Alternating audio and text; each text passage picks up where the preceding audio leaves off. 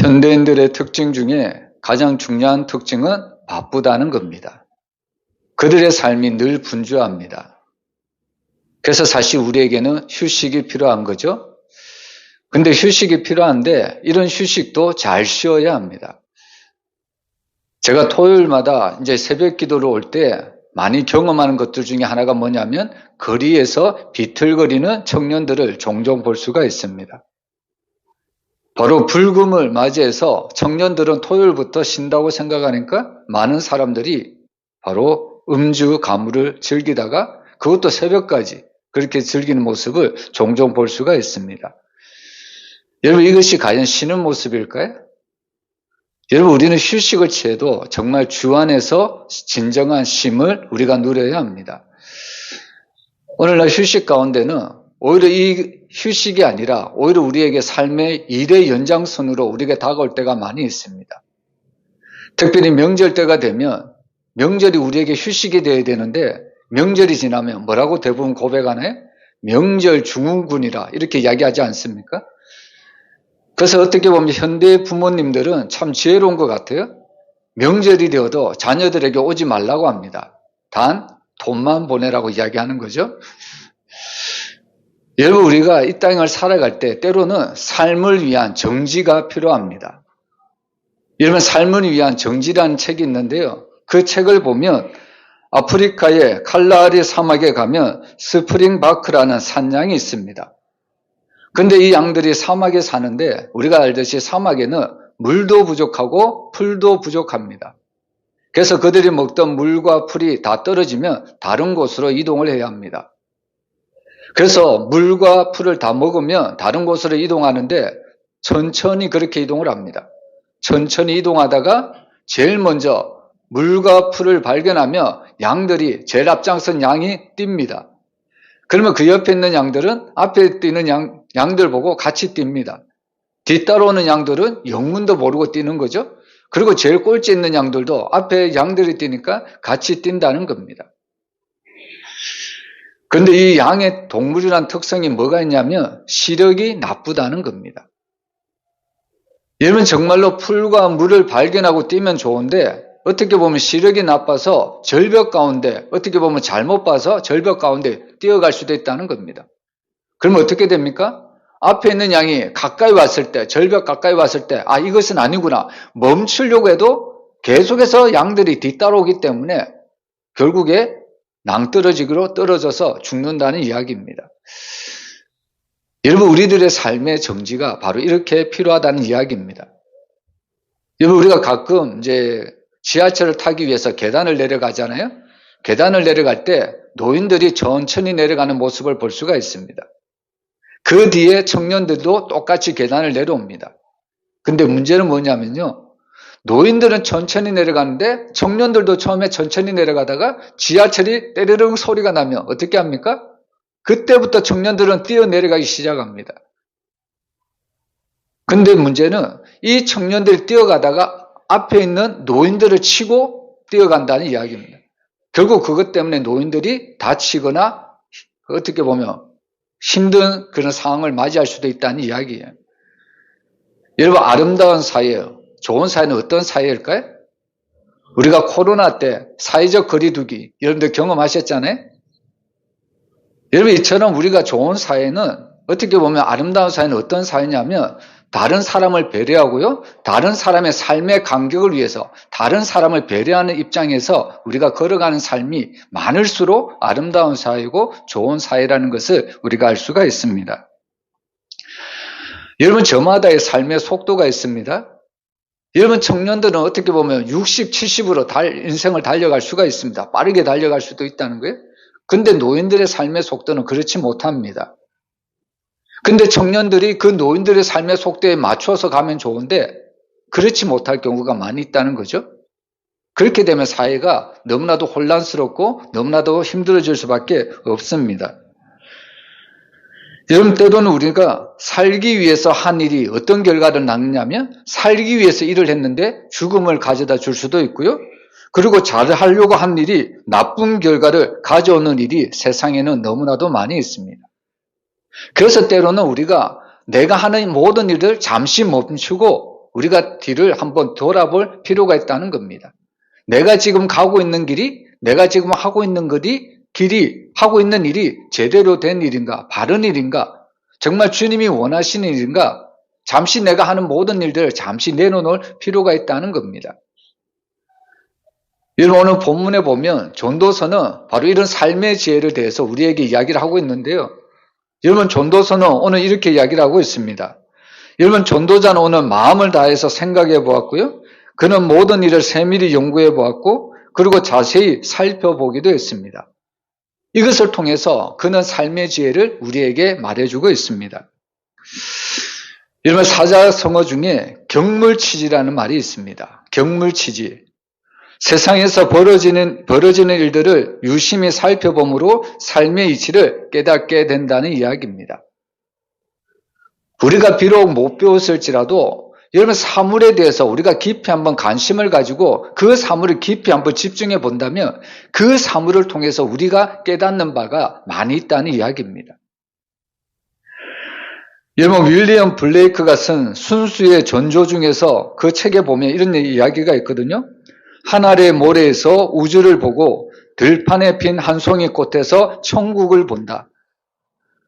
여러분, 이 자연만물을 통해서 유심히 보고 유심히 관찰해 보니까 이곳에서 하나님의 섭리를 깨달을 수 있다는 이야기입니다.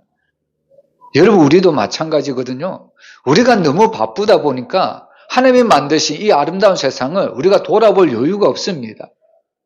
그저 내 일을 위해서, 내 성공을 위해서 달려가기가 너무나도 바쁘다는 거예요. 그러다 보니까 쉼이 없고, 그러다 보니까 내 속에 기쁨과 감사가 넘치기보다는 오히려 절망과 불행과 어떻게 보면 늘 우리의 삶이 고단할 수밖에 없다는 이야기예요. 그래서 때로는 우리의 삶을 잠시 내려놓는 것이 너무나도 중요합니다. 여러분, 오늘 전도자는 자신의 삶뿐만 아니라 이웃들의 삶을 진지하게 생각해 보았습니다. 여러분들 한번 내가 지금까지 걸어온 삶을 생각해 보았습니까? 아니면 또한 내 옆에 있는 사람들의 그 삶을 여러분 한번 지켜보았습니까? 여러분, 이렇게 살면 어떤 결과가 돌아올 것인가 여러분 연구해 보았습니까? 그리고 나보다 먼저 그 길을 걸어간 사람들의 결과가 어땠는지 한번 자세히 살펴보셨습니까? 근데 사실 우리에게는 이런 것들이 필요하다는 거예요. 내 삶뿐만 아니라 옆에 사람도, 그리고 내가 알고 있는 모든 사람들이 과연 어떤 삶을 살아가고 있는가, 우리는 정말로 관심 있게 또 깊이 그 삶을 돌아볼 필요가 있다는 이야기입니다. 여러분, 왜 이렇게 나의 삶뿐만 아니라 다른 사람들의 삶을 그렇게 관심 있게 지켜보고 연구를 해야 되느냐? 인생은 몇 번일까요? 한 번밖에 없기 때문입니다. 여러분, 인생이 2번이고 3번이면 여러분 우리는 실수하며 살아갈 수도 있습니다. 근데 우리에게 주어진 인생은 어린아이든 젊은이든 어르신이든 인생에게 주어진 삶은 하나밖에 없기 때문에, 한 번밖에 없기 때문에 때로는 내 삶을 지금까지 돌아봐야 되고요. 그리고 내 옆의 삶을 바로 돌아봐야 되고, 그래서 내가 그 결과로 좋은 교훈을 얻고 인생의 바른 길을 걸어가야 된다는 이야기입니다. 여러분, 오늘 전도자는 자신이 그렇게 생각하고 연구하고 살펴본 결과를 우리에게 말해주고 있습니다. 여러분, 이것이 전도자가 연구하고 살펴본 거라고 해서 우리하고는 전혀 관련이 없는 것이 아닙니다. 여러분, 사실 지혜 있는 자는 어떤 자냐면 다른 사람이 중요하다고 생각하는 것을 나도 그것을 보고 정말로 저것이 중요하다고 생각하면 그 다른 사람이 중요하다고 한 말을 그대로 내 속에 들어오고 또 그 삶대로 살아가는 것이 정말로 중요하다는 것을 우리가 알아야 된다는 겁니다. 여러분, 우리는 전도자가 살핀 그 간접적인 결과이지만 우리가 그 전도자를 통해서 귀한 영적인 교훈을 우리가 발견할 수가 있습니다. 오늘 우리가 3가지를 통해서 전도자가 그 진리를 우리도 삶 속에서 그대로 적용해 보면 너무나도 좋겠습니다. 여러분, 첫 번째로 오늘 전도자는 하나님의 주권을 보는 것이 지혜자라는 것을 깨달았습니다. 여러분, 모든 인생들의 생사복은 다 하나님의 손 안에 있습니다. 바로 하나님의 주권 안에 있다는 이야기죠. 우리 1절 말씀 우리 한번 같이 읽어보겠습니다. 이 모든 것을 내가 마음에 두고 이 모든 것을 살펴본즉 의인들이나 지혜자들이나 그들의 행위나 모두 다 하나님의 손안에 있으니 사랑을 받을는지 미움을 받을는지 사람이 알지 못하는 것은 모두 그들의 미래의 일들임이니라. 오늘 전도자는 첫 번째로 우리에게 지혜의 교훈을 주는 것은 모든 것은 하나님의 손안에 있다. 모든 것은 하나님의 주권 안에 있다. 이야기를 하고 있습니다. 그 대표적인 사람이 요셉입니다. 여러분, 요셉의 자기가 말하는 그 꿈 이야기를 듣고 형들은 심히 불쾌했습니다.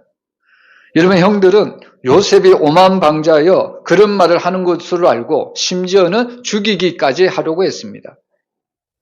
그럼에도 다행히 바로 느벤의 바로 그 구출로 인해서 이 요셉은 죽임을 당하지 아니하고 애굽의 노예로 팔려가는 것을 우리가 볼 수가 있습니다. 여러분, 요셉은 하루아침에 바로 아버지의 사랑받는 아들에서 바로 종으로 전락해 버렸습니다.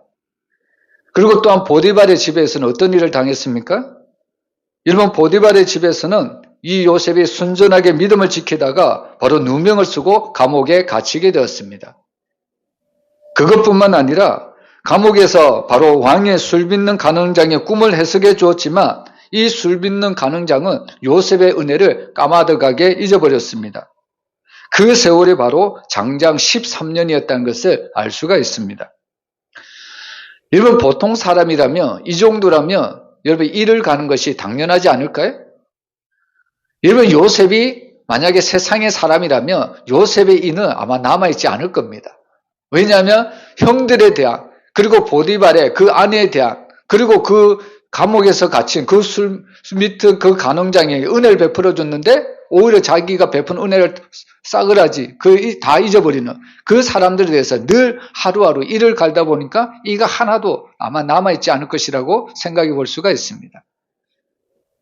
근데 우리가 아는 요셉은 어떤 사람입니까? 세상적인 사람이 아니라 믿음의 사람이었습니다. 여러분, 요셉은 총리가 되었을 때 보디발과 그의 아내에게 복수하지 않았고요. 그리고 그의 아버지 야곱이 죽었을 때도 그의 형들에게 복수하지 않았습니다. 사실 아버지 야곱이 죽었을 때 요셉의 형들은 야곱에게 나와서 두려워 벌벌 떨었죠. 근데 오히려 요셉은 그 형들을 위로합니다. 여러분, 창세기 50장 19절 말씀부터 보면요, 요셉이 그들에게 이르되 두려워하지 마소서, 내가 하나님을 대신하리이까. 당신들은 나를 해하려 하였으나 하나님은 그것을 손으로 바꾸사 오늘날 같이 많은 백성의 생명을 구원하게 하시려 하셨나니 당신들은 두려워하지 마소서, 내가 당신들과 당신들의 자녀를 기르리이다 하고 그들을 간곡한 말로 위로하였더라. 여러분, 요셉이 어떻게 이렇게 형들을 용서할 수 있었을까요? 그것은 지금 요셉에게 일어나고 있는 모든 일들을 요셉은 세상적인 관점에서 본 것이 아니라 우연히 일어난 것으로 보지 않고 모든 것이 하나님의 손 안에, 하나님의 주권 아래, 하나님의 섭리 아래 있다는 것을 요셉은 믿었기 때문입니다. 이것이 바로 비전의 사람 요셉이 취한 행동이었다는 것을 우리가 알 수가 있다는 거죠. 여러분, 요셉은 큰 고생을 했지만 모든 것은 하나님의 주권 안에서 이루어진 것이고 하나님께서 행하신 일이라고 고백을 했습니다. 그래서 사실 믿음의 사람들은 바로 믿음의 사람들의 주어가 있는데, 여러분, 믿음의 사람들의 주어는 뭐냐면 내가 아니고 하나님입니다. 내 인생의 모든 길들을 내가 잘해서 성공한 것이 아니고 내가 잘해서 축복받은 것이 아니고 하나님께서 함께 하셨다고 바로 고백을 하는 겁니다. 이것이 믿음의 사람들의 특징입니다. 여러분, 종종 우리는 인생의 주인을 나라고 착각할 때가 많이 있죠? 근데 언제 나라고, 인생의 주인이 나라고 착각을 합니까? 내가 잘 될 때, 내가 성공할 때, 인생은 내가 주인이 되어서 우리가 살았다고 이야기할 때가 많이 있습니다. 근데 반대로 우리에게 고난이 오면 어떻게 합니까? 그때는 주어가 하나님으로 바꾸죠? 하나님이 왜 나에게 이런 고난을 주십니까? 어떻게 보면 잘 되면 내 덕이고 못 되면 하나님 탓이고, 이것이 바로 인간의 특징이라는 거죠. 근데 믿음의 사람은 항상 그렇지 않았습니다. 형통할 때도 고난이 있을 때도 항상 주어는 하나님이었습니다. 이것이 믿음의 사람의 특징이었다는 겁니다. 여러분, 사실 우리도 하나님을 믿지만, 우리도 예수님을 믿지만, 여러분, 우리의 삶이 불신자들보다 편한 것은 아닙니다. 어떻게 보면 우리가 불신자들보다 더 힘든 생활을 살 수도 있습니다. 여러분, 사실 불신자들은 자기 하고 싶은 대로 하잖아요. 자기 욕심에 이끌린 대로 하고 싶은 대로 다 합니다. 근데 믿는 사람들은 그렇게 할 수 없잖아요. 항상 절제를 해야 합니다. 항상 하나님의 말씀대로 어긋나면 그 길을 갈 수가 없습니다. 그래서 어떻게 보면 그리스도인들은 세상 사람들보다 더 고단한 인생길을 걸어갈 수도 있습니다. 그리고 여러분, 성도들도 세상의 모든 사람들이 죽는 것처럼 성도들도 다 죽는다는 것을 우리가 알 수가 있습니다. 근데 여러분, 오늘 성경은 무엇이라고 이야기하냐면 성도들도 고난을 받고요, 성도들도 죽임을 당하지만 여러분, 성도들의 고난과 성도들의 죽음은 일반 사람들의 죽음과 일반 사람들의 고난과는 다르다는 겁니다. 여러분, 시편 116편 15절 세번역 성경인데요, 우리 한번 같이 읽어보겠습니다. 성도들의 죽음조차도 주님께서는 소중히 여기신다.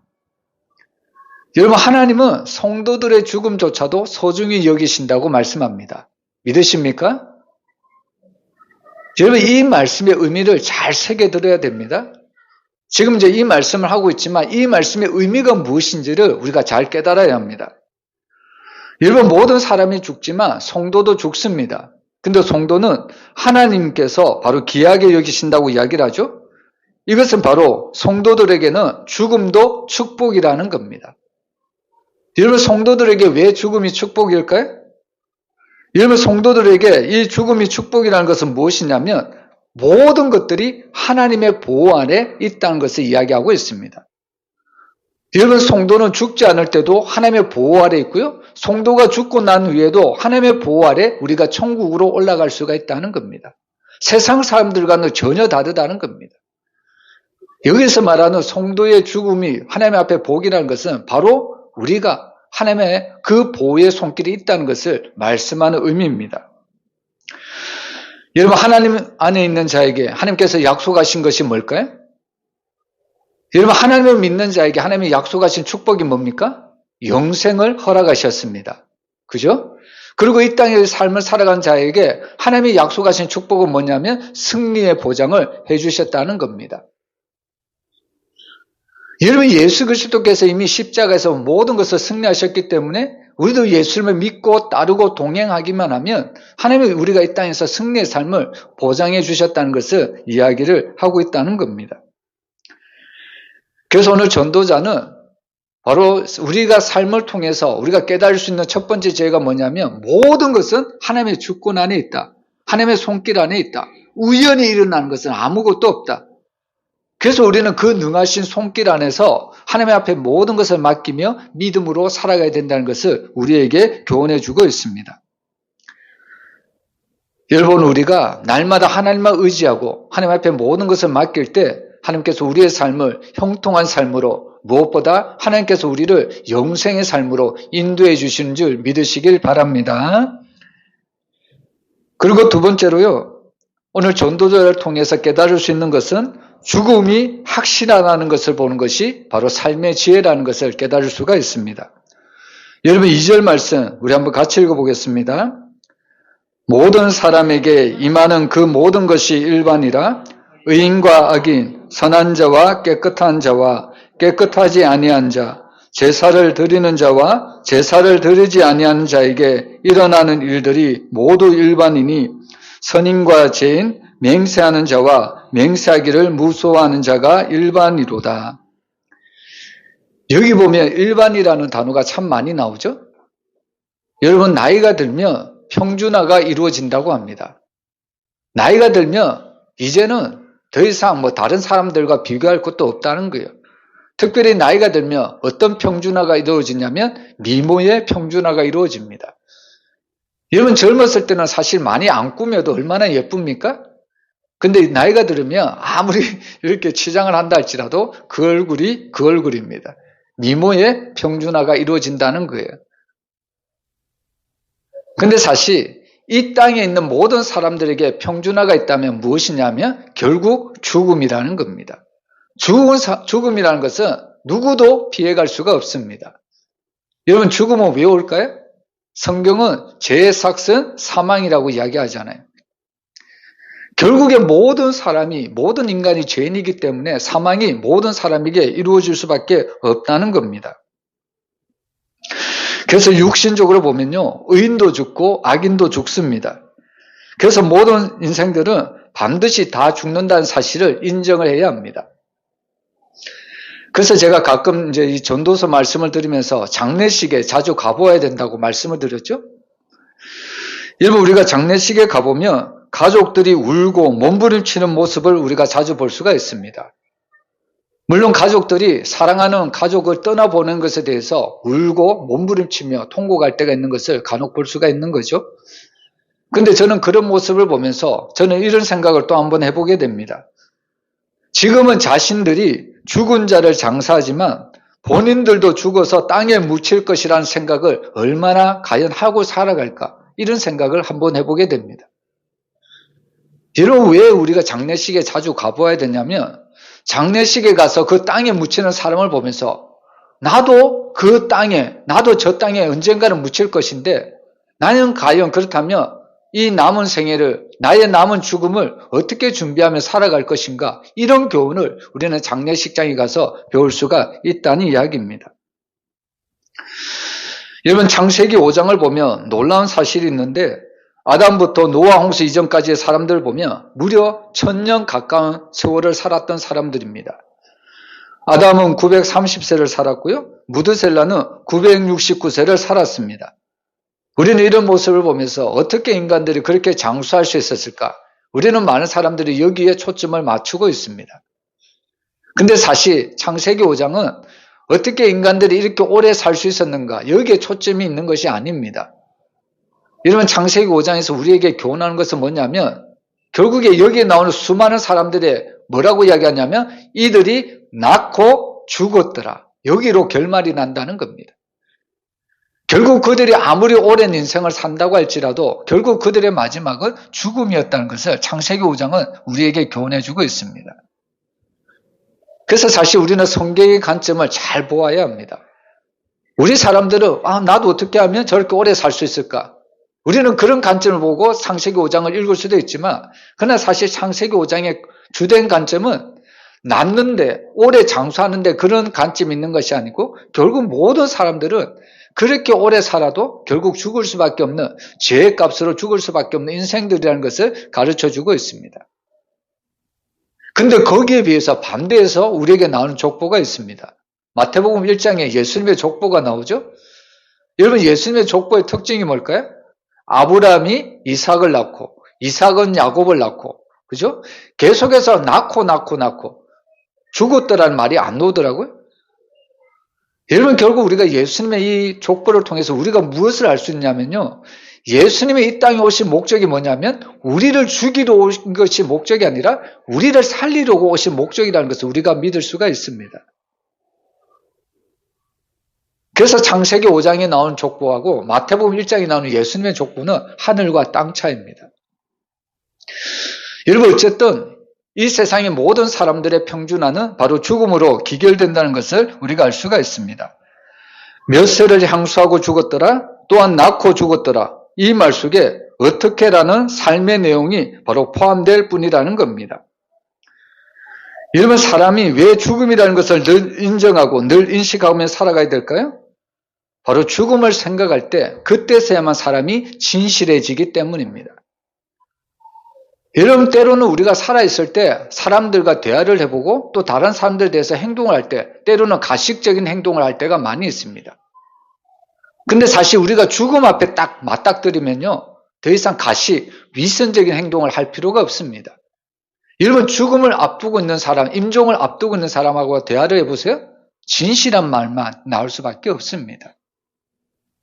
그래서 왜 사실 우리가 이런 죽음을 준비해야 되느냐? 죽음 앞에 만약에 우리가 딱 맞닥뜨린다는 것을 우리가 생각해 본다면 우리의 삶이 늘 진실해질 수밖에 없기 때문입니다. 여러분, 오늘이 저와 여러분의 인생의 마지막 날이라면 여러분은 어떻게 하시겠습니까? 여러분들은 죽음을 준비하며 사셨습니까? 여러분, 오늘 우리는 부끄럽지 않는 삶을 살아가야 합니다. 그것을 오늘 전도자는 우리에게 교훈해 준다는 겁니다.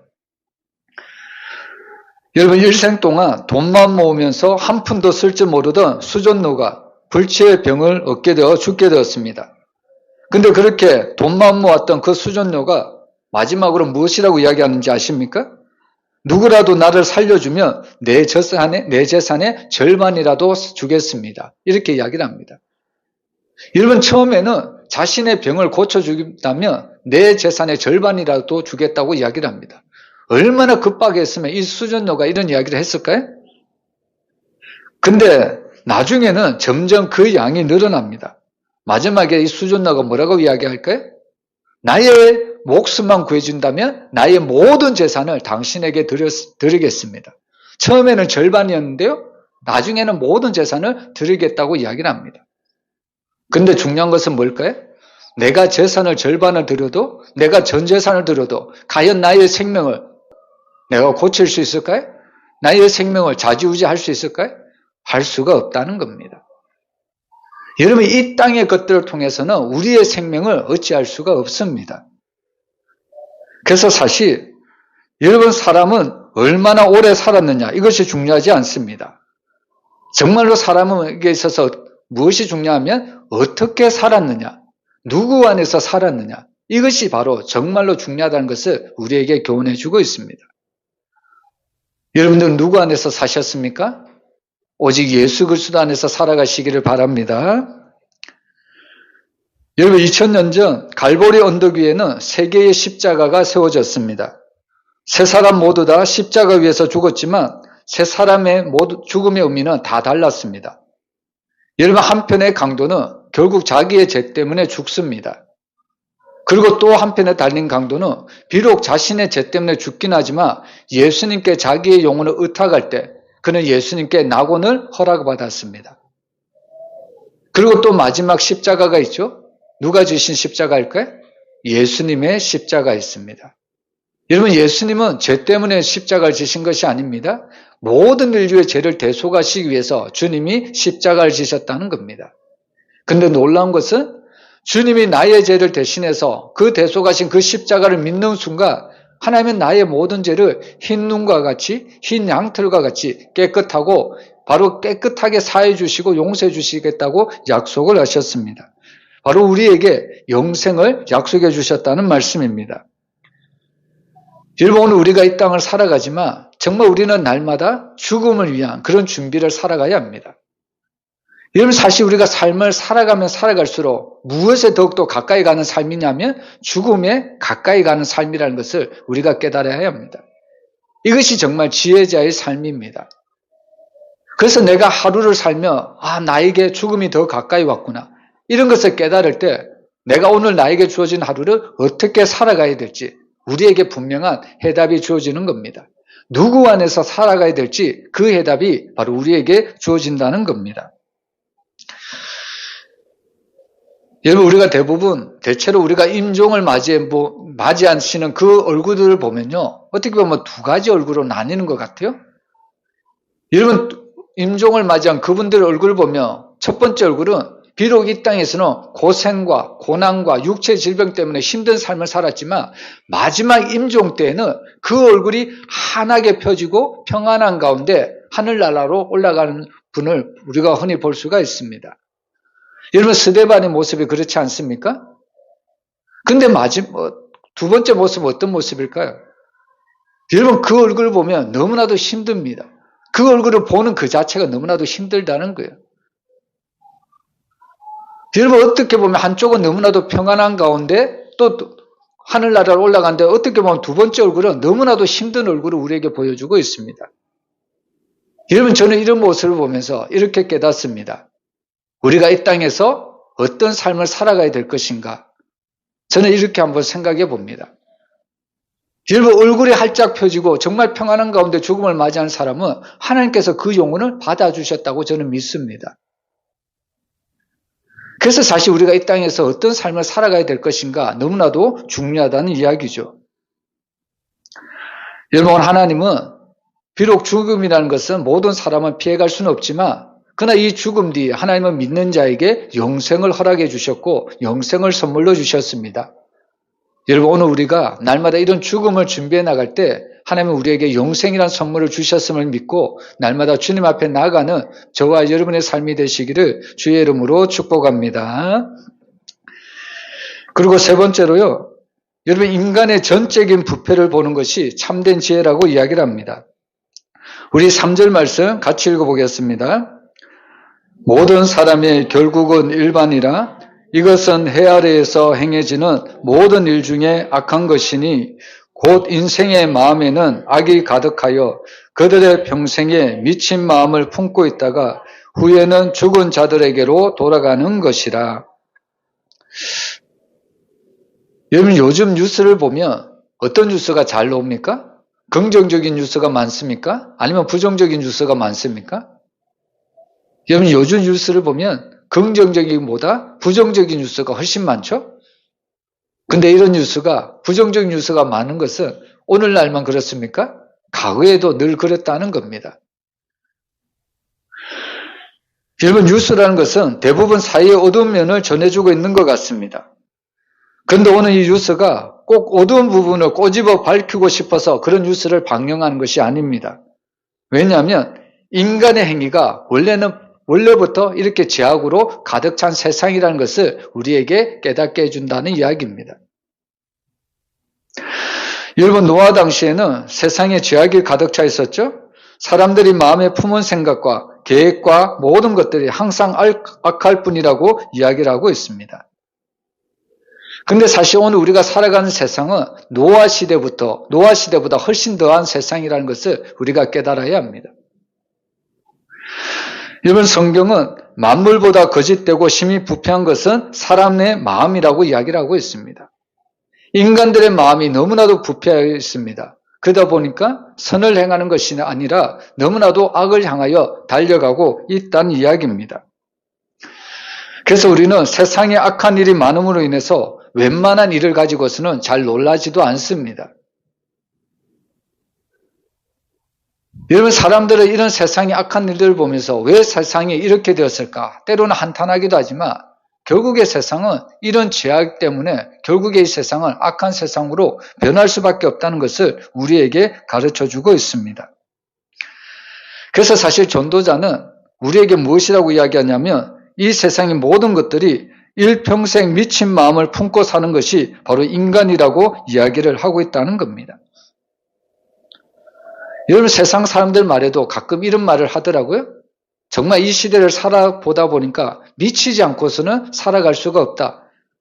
여러분 세상 사람들도 이런 이야기를 하더라고요. 얼마나 세상이 정상적인 방법으로 사는 것이 아니라 반대로 어떻게 보면 악의가 득세하고 어떻게 보면 악한 자들이 더 형통하고 정말 이런 세상을 바라보니까 미치지 않고서는 살아갈 수가 없다. 여러분 세상 사람들도 그런 이야기를 하는 것을 종종 들어볼 수가 있습니다. 그래서 오늘 전도자는 인간의 전적인 부패를 보는 것이 지혜라고 이야기를 하고 있습니다. 근데 사실 여기서 믿는 자와 믿지 않는 자들이 나뉘는 겁니다. 여러분 믿지 않는 자들은 세상에 이런 악을 보면서 두 가지 부류로 나눈 거죠. 악한 사람들은 이런 악한 일들이 일어나는 걸 보면서 나도 그러면 더 큰 악을 행해서 나도 세상에서 어떻게 보면 성공해야지. 더 큰 악을 조장하는 악인이 있고요. 그리고 두 번째 악인은 소극적으로 이런 큰 악인 속에서 나는 어쩔 수 없어. 그냥 나는 가만히 내버려둬야 돼. 이렇게 그냥 소극적으로 살아가는 악인들이 있다는 이야기입니다. 여러분 그러면 그리스도인들은 과연 어떤 삶을 살아가야 될까요? 악인처럼 더 큰 악을 향하여 달려가야 될까요? 아니면 세상은 변하지 않아. 그러면서 이 악인들처럼 소극적으로 그냥 세상이 그런 거지 하면서 한탄하며 살아가야 될까요? 여러분 성경은 그리스도인들은 세상의 빛과 소금의 역할을 감당해야 된다고 이야기를 합니다.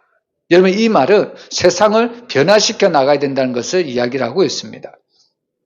근데 중요한 것은 무엇이냐면요. 여러분 세상을 변화시킬 때 우리의 힘으로 세상을 변화시키려고 해서는 안 된다는 겁니다. 여러분 사실 신약시대에 이스라엘 백성들이 노마라는 나라의 속국으로 식민지로 잡혀 있었잖아요. 그래서 많은 유대인들 중에 지도자 중에 바로 이 노마로부터 독립하기 위해서 무력으로 바로 반역을 했던 그런 사람들이 있었습니다. 힘으로서라도 우리나라를, 이스라엘을 해방시켜야 되겠다. 그러면서 로마에 바로 대항을 하기 시작했다는 겁니다. 그 결과가 어떻게 됐을까요? 바로 로마의 반역을 든 그 결과 이스라엘의 수많은 사람들이 바로 죽임을 당했다는 겁니다. 사실 성전이 무너졌던 이유도 그런 결과입니다. 여러분, 그리스도인들도 이런 악한 세상에서 어떻게 대항을 해야 될까요? 우리도 똑같이 힘은 힘대로 우리가 이렇게 대항하며 싸워야 될까요? 여러분, 그렇지 않습니다. 여러분, 이 세상을 변화시키는 것은 우리의 힘으로 할 수가 없습니다. 여러분, 심지어 사도 바울이 이런 이야기를 합니다. 로마서 7장 24절 우리 한번 같이 읽어봅니다. 오라, 나는 공고한 사람이로다. 이 사망의 몸에서 누가 나를 건져내랴. 여러분, 그 위대한 사도 바울도 이런 악한 세상 속에서 어떻게 할지 몰라서 이렇게 정말 자기 한탄을 하는 말씀처럼 보이는 이 말씀을 하고 있습니다.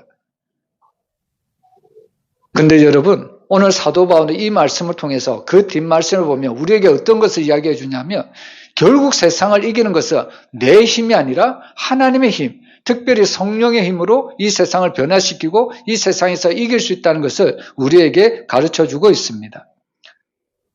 여러분, 세상을 변화시키는 것은 내 힘이 아닙니다. 내 안에 계신 성령의 힘으로 세상을 변화시킬 수 있다는 것을 믿으시길 바랍니다. 그래서 우리가 세상에 나갈 때 내 힘으로 나가서는 안 된다는 거예요. 찬송가 가사에도 봐도 내 힘만 의지할 때는 패할 수밖에 없도다.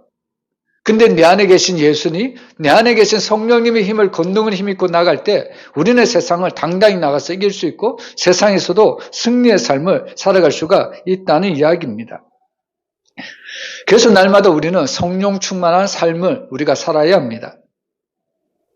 여러분, 아무리 우리가 세상에 동화되지 않고 나는 세상에 또 따라가지 않을 거야. 아무리 우리가 발부둥 친다고 할지라도 성령께서 우리 안에 찾아오시지 않으면 우리는 어느 순간 옛 생활로 돌아갈 수밖에 없는 연약한 인생들입니다. 여러분, 나는 나를 바꿀 수도 없고요. 나 자신 남도 바꿀 수도 없습니다. 근데 어떻게 하면 바꿀 수 있을까요? 바로 성령의 충만함을 입을 때 바로 우리는 세상의 모든 것들을 바꿀 수 있음을 믿으시길 바랍니다. 그래서 여러분, 일찍부터 여러분 자신을 포기하시길 바랍니다. 여러분, 이것은 세상적인 포기가 아니에요. 세상적인 포기는 모든 것을 못한다고 낙심하고 절망하고 주저앉는 포기를 이야기합니다. 그런데 그리스도인의 포기는 그런 의미가 아닙니다. 내가 포기할 때 우리는 누구만 더 의지하게 될까요? 예수님만 의지할 수밖에 없습니다. 내가 포기할 때 바로 성령님만 의지할 수밖에 없습니다. 내 모든 연약함을 십자가에 딱 못 박을 때 그때부터 예수님의 능력이 내 속에서 나타나기 시작한다는 겁니다. 이것이 그리스도인들이 포기한다는 의미입니다. 그리스도인들이 포기한다는 것은 모든 삶의 문제를 하나님께 맡긴다는 의미입니다. 이럴 때 우리는 세상에서 승리의 삶을 맛볼 수가 있다는 이야기입니다. 여러분, 우리는 전도자가 우리에게 삶의 지혜를 세 가지를 이야기하죠. 첫 번째는 모든 것들이 하나님의 주권적인 손 안에 있다. 그리고 두 번째로 죽음의 필연성을 알고 이 죽음을 우리가 정말로 준비하며 살아가야 되는데 바로 예수 그리스도 안에서, 말씀 안에서 우리가 이 죽음을 준비해 가야 된다는 것을 우리에게 알려주고요. 그리고 마지막으로 인간의 전적 부패를 알고 우리가 성령 충만을 받고 살 때 우리는 이 땅에서 승리의 삶을 살 수 있고요. 이 세상을 변화시키며 살 수 있다고 우리에게 귀한 교훈을 가르쳐주고 있습니다. 여러분, 이번 한 주간도 오늘 우리에게 전도자가 주어진 그 교훈을 나의 교훈으로 삼고 나의 말씀으로 받고 오늘 이번 한 주간도 이 말씀으로 살아갈 때 하나님께서 우리에게 형통한 삶, 또 우리에게 승리의 삶, 우리에게 안전한 삶을 하나님께서 허락해 주심을 믿습니다. 날마다 주 안에서 살아가는 믿음의 성도들이 되시기를 주님의 이름으로 축복드립니다. 기도하겠습니다.